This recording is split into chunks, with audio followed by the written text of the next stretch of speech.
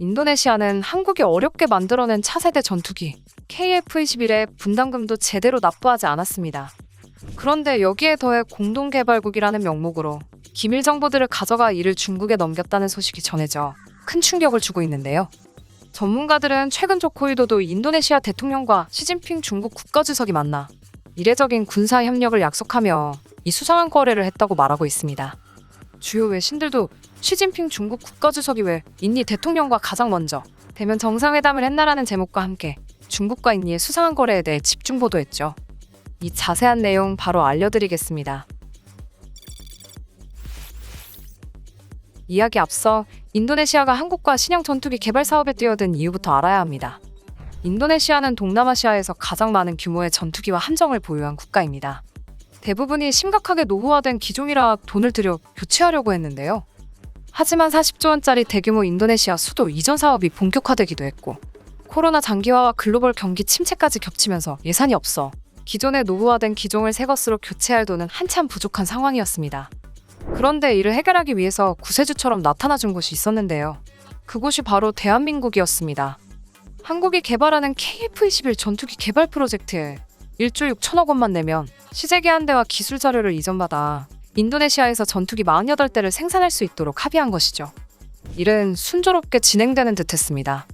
얼마 전 한국의 KF-21이 시험 비행을 2차례나 성공적으로 마치며 미국의 F-35 스텔스기마저 뛰어넘는 엄청난 성능을 자랑한다라며 전 세계 언론들로부터 극찬을 받았으니까요. 하지만 인도네시아는 한국에 제대로 뒤통수를 쳤습니다. 그것도 아주 크게요.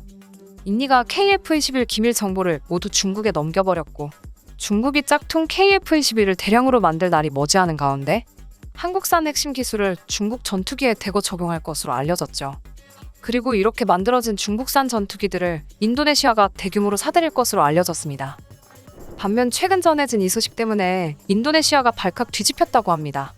바로 인도네시아군이 사들인 중국산 무기가 오작동하는 바람에 인도네시아군이 무려 4명이나 사망하는 등 끔찍한 사건들이 연속으로 터지자 인도네시아 국민들은 중국산 무기 사지 말고 한국산 무기를 사라라며 자국 정부의 대규모 시위를 시작한 것인데요. 알프레트 데니 투에제 군대변인은 이 같은 사고로 사망자 외에 병사 8명도 다쳤다며 이 중국산 상발총이 오작동으로 예상치 못한 방향으로 발사됐다고 말했습니다. 뿐만 아니라 중국산 함정에서도 문제가 생겨서 수많은 인도네시아 해군이 자칫 큰 사고에 처할 위기를 겪은 사실이 알려졌습니다. 이에 인도네시아 국민들은 함정도 이런데 전투기는 조그마한 사고만 일어나도 큰 재앙이다라며 중국산 보이콧을 외쳤죠. 이런 와중에 한국이 KF-21 성능 개량을 통해 세계 최초로 6세대 전투기를 만들 수 있다는 소식이 전해지면서 인도네시아는 다시 한번 발칵 뒤집혔습니다. 인도네시아 언론들은 그동안 한국이 아무리 차세대 전투기를 만들었다지만 4.5세대 전투기에 불과하다라며 중국의 5세대 스텔스기인 제니10과는 상대가 안 된다라고 전하며 한국을 깎아내렸는데요. 하지만 대한민국 공군이 최근 한국 국방안보 포럼에서 제한된 스텔스 기능을 추가하고 전투기와 레이저 무기, 무인화 기술을 적용시켜 6세대로 확장시킬 것이라는 폭탄 발표를 하자 인도네시아에선 난리가 난 것이죠. 세계 최초로 한국이 6세대 전투기 개발에 성공하는 순간 한국은 세계 최강의 공군력을 확보하면서 현재 세계 6위인 한국의 군사력 순위가 2위로 올라설 것이고 순식간에 중국을 따라잡고 미국과 어깨를 나란히 하는 수준으로 성장하게 될지도 모릅니다. 지금은 한국이 KF-21이라는 세계 최강의 무기를 손에 넣었다는 사실에 전 세계가 주목하고 있지만 사실 처음 개발을 시작했던 단계에서는 아무도 관심조차 주지 않았습니다. 왜냐하면 미국이 한국의 기술 이전을 거부하면서 미국의 핵심 기술인 레이더 기술을 확보하지 못했고 그로 인해 KF-21의 성능이 크게 떨어질 것으로 예상했기 때문이죠. 이에 악에 바친 한국 정부는 결국 모든 부품들을 직접 개발하기 시작했습니다. 그리고 개발이 가장 까다롭다고 하던 A사 레이더는 하나 시스템이 실제 국산화율 89%로 만들어내는데 성공했죠. 그런데 여기서 더욱 놀라운 사실이 있습니다. 미국이 기존에 사용하던 레이더는 기계식 조절 구동이 필요했는데 한국의 KF-21에 장착한 레이더는 각도를 전자적으로 자유롭게 조절할 수 있다는 것입니다. 여러 개의 표적을 동시에 탐지 및 추적 가능하기 때문에 성능이 압도적으로 향상된 것이죠. 거기다 추가로 적외선 센서를 이용해 원거리 공대공 표적을 탐지 추적하는 적외선 탐색 추적 장비 IRST도 장착합니다. 적외선 센서 사용은 곧 전자파 신호 방출이 없다는 의미로 역추적당할 우려가 있는 레이더의 취약점을 보완하고 스텔스 기능을 향상해 전투기 생존 가능성을 말도 안 되게 높여버렸습니다. 뿐만 아니라 원거리 대공 표적 탐지에 적합한 원적 외선 검출기를 적용함으로써 대공 표적에 대한 가시거리 박 거리 탐지 성능까지 보유하게 되었죠. 이러한 KF-21의 레이더 능력도 사기적이지만 사실 가장 눈에 띄는 점은 공중발사 순항미사일 ALCM입니다.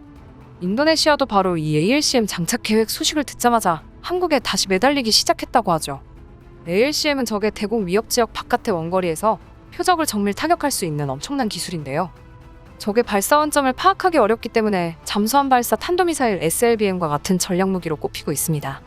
KF-21은 공대지 무기로 폭탄 10종을 장착할 예정인데 여기에 ALCM까지 달리면 F-35A보다 무장 측면에서 월등해진다고 전 세계 무기 전문가들은 입을 모으고 있습니다.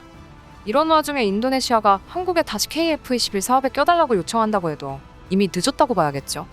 일각에서는 한국이 조만간 KF-21 전투기에서 인도네시아의 국기를 떼버리고 아직까지도 분담금을 전혀 지급하지 않고 있는 인니 대신 계약금 전액 현금 지불, 무기 수백 대 도입 의사를 밝힌 폴란드와 사우디, 호주 등과 차세대 전투기 개발 협력을 할 것으로 전해지고 있습니다. 거기다 더 놀라운 점은 중국으로부터 중국산 전투기 젠10과 제니10을 대규모로 수입하기로 한 아프리카 국가들이 중국과 계약을 모두 파기하고 한국으로부터 한국산 전투기를 사기 위한 요청을 보낼 것이라는 일부 전문가들의 주장이 나왔는데요. 아프리카의 국가들은 중국의 일대일로에 휘말려 이미 중국으로부터 수조원에서 많게는 수십조 원씩의 빚을 졌습니다. 국가 경제가 파탄나기 일보 직전이죠. 중국은 이를 빌미로 아프리카 국가들에게 중국산 전투기를 사라고 강압했던 것입니다. 중국에 수십조 원의 빚이 있으니 아프리카에서도 어쩔 수 없이 중국산 전투기를 사기로 했는데 이 한국산 KF-21 전투기가 중국산보다 성능은 압도적인데 가격은 훨씬 더 저렴한 애라며 선택을 바꿀 수 있다고 알려졌습니다. 이미 폴란드가 한국과 KF-21 양산 프로젝트에 함께 하기로 한 가운데 아프리카국들마저 한국을 선택하자 인도네시아는 지금 발등에 불이 떨어졌습니다. 이제 와서야 한국에 다시 함께 하고 싶다는 의사를 전해왔지만 이미 차세대 전투기 사업에서 인도네시아를 배제하기로 결정했으니 너무 늦었습니다. 그리고 이젠 폴란드와 사우디를 시작으로 호주, 영국 등 수많은 국가들이 한국의 KF-21을 대규모로 구매하고 싶어서 줄을 섰습니다. 이제 인니는 한국의 KF-21 전투기를 사고 싶어도 사지 못하는 상황이죠. 그래서 오늘의 마지막 결론은 있을 때 잘하자입니다. 여러분의 생각은 어떠신가요? 의견을 댓글로 남겨주시길 바랍니다. 시청해주셔서 감사합니다. 구독, 좋아요는 잊지 말아주세요.